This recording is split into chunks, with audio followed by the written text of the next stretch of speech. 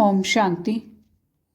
आज हम बात करेंगे, अगर हमारा योग नहीं लग रहा, सर बहुत भारी रहता है, व्यर्थ चलता रहता है, काम भी हमारे नहीं बन रहे, सफलता नहीं मिल रही, तो हम क्या करें।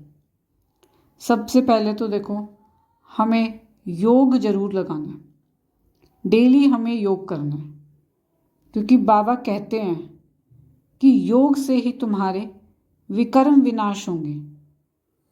क्योंकि देखो, अगर किसी भी चीज़ में, किसी भी कार्य में हमें सफलता नहीं मिल रही, हमारा सर अगर हमें भारी लग रहा है, व्यर्थ चल रहा है, तो कुछ ना कुछ पुराना हिसाब किताब बाकी है, वो सामने हमारा आता है।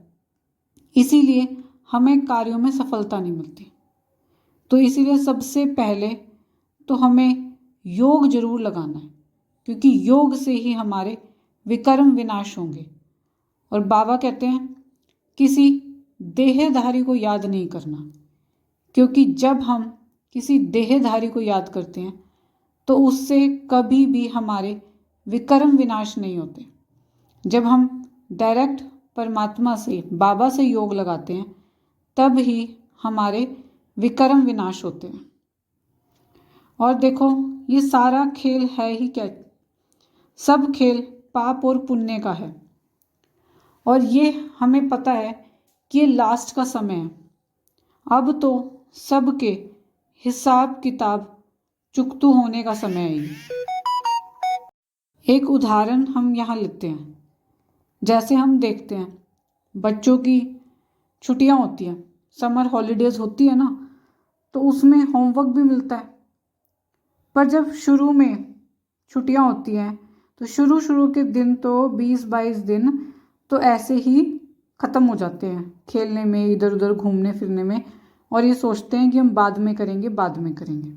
और फिर क्या होता है, थोड़ा ही टाइम रह जाता है, और फिर फटाफट कुछ काम होता है, कुछ नहीं होता, कुछ छोड़ देते हैं। तो इस तरह रहता है। तो ऐसे ही अब ये लास्ट का समय है, बाबा ने हमें दिया है, तो अब हमें हमारे सारे हिसाब किताब चुकतू करने हैं। ये ना हो कि समय पूरा हो जाए और फिर हम पछताते रह जाएं। क्योंकि देखो, हिसाब किताब तो चुकतू होना ही होना है। मानो किसी ने पैसे दिए हो किसी को, पर उस जन्म में अगर वो हिसाब किताब नहीं हुआ पूरा, मान लो जिसको देने हो वो गुजर गया, या जिसको लेने हो वो चला गया इस दुनिया से, तो फिर क्या वो हिसाब किताब ऐसे ही रह जाएगा? नहीं, वो पूरा होगा। अगले जन्म में वो पूरा हिसाब किताब तो चुकतू होना ही होना है। जब हमारे पास ज्ञान नहीं था, तो देखो उस समय तो हमें इन सब बातों के बारे में कुछ पता नहीं था। पर लेकिन जब हमें अब ज्ञान मिला है, अगर हम बाबा की 10% भी अगर हम बात मान लें, अगर जो हमें बाबा सिखाते हैं वो हम अपने जीवन में उतार लें, तो देखना, अब कुछ ही दिन में देखना कि मन कितना हल्का रहने लगेगा। जो सर भारी रहता है ना, वो हल्का होना शुरू हो जाएगा। चेहरे पे ना तेज बढ़ जाता है, चेहरे से नज़र आता है कि हाँ, इन्हें कुछ मिला है। तो अब हम कैसे अपना हिसाब किताब चुकतू करें? क्योंकि जो आत्मा इस जन्म में हमारे साथ है, हमें नहीं पता पिछले जन्म में हमारा उनके साथ क्या रिश्ता था, क्या उनके साथ हमारा हिसाब किताब है। क्योंकि हमें तो पिछले जन्म का तो कुछ भी याद नहीं है ना। तो उसके लिए बाबा क्या कहते हैं, जब भी हम सुबह उठते हैं या रात को सोते हैं, तो हम उन सारी आत्माओं को याद करके कि बाबा, जो भी आत्माएं इस जन्म में मेरे साथ हैं और पिछले जन्म में, क्योंकि एक जन्म नहीं लिया ना, बहुत सारे जन्म लिए हमने, तो पिछले जो भी मेरे जन्म लिए हैं उसमें जिन जिन आत्माओं के साथ मेरा कोई भी हिसाब किताब है, उसके लिए हमें बाबा को ये बोलना है, हमें उन सारी आत्माओं के लिए 2 चीज़ करनी है। एक तो क्षमा मांगनी है, दूसरा उन आत्माओं को दुआ देनी है। इसमें हम एक छोटा सा मेडिटेशन भी कर सकते हैं। जैसे हम सुबह उठते हैं तो उस समय अपने आप को सूक्ष्म वतन में इमर्ज करें, फिर उन सारी आत्माओं को इमर्ज करें जो इस जन्म में आपके साथ है, क्योंकि हम उनको तो इमर्ज कर सकते हैं, क्योंकि उनका तो हमें पता है, तो उनको सबको इमर्ज करें और उन आत्माओं को भी देखें कि और भी बहुत सारी आत्माएं आ रही हैं मेरे पिछले जन्म में जिनके साथ मेरा हिसाब किताब है। उन आत्माओं को भी देखें।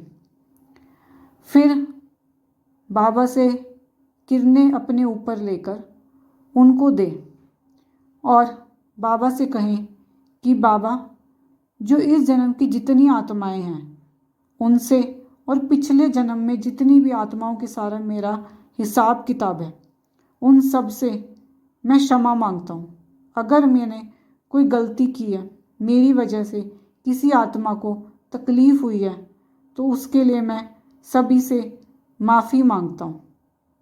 और जिसने मुझे तकलीफ़ दी है उसको मैं माफ़ करता हूँ। और साथ में उन सारी आत्माओं को खूब दुआएं दें कि इनके घर में खूब खुशियाँ आए, खूब इनके घर में बरकत हो, खूब इनके बच्चों की खूब पढ़ें और सभी स्वस्थ रहें। तो ऐसे ढेर सारी दुआएं भी हमें देनी है। तो इस तरह माफ़ी मांगे और सभी आत्माओं को दुआएं हमें देनी है।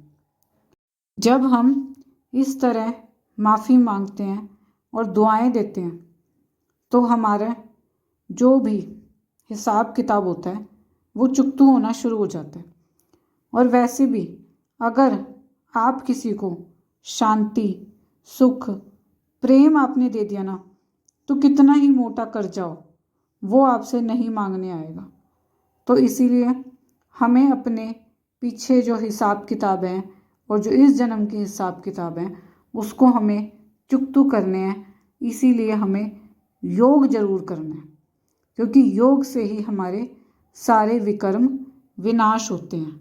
और तभी आप देखना, जैसे आपके विकर्म विनाश होने शुरू हो जाएंगे ना, तो जो आपके काम नहीं बन रहे हैं वो आपके काम बनने शुरू हो जाएंगे। अगर सफलता नहीं मिल रही है तो सफलता मिलनी शुरू हो जाएगी, क्योंकि जो वो पाप का खाता था अब वो ख़त्म होना शुरू हो गया। तो इसीलिए हर क्षेत्र में फिर सफलता मिलनी शुरू हो जाएगी। जो सिर भारी रहता था हल्का रहना शुरू हो जाएगा, और जो व्यर्थ चलता था, बहुत व्यर्थ सोचते थे, वो भी आप देखना वो भी समाप्त हो जाएगा। और हर क्षेत्र में हर जगह आपको सफलता ही मिलेगी फिर। तो अच्छा जी, ओम शांति।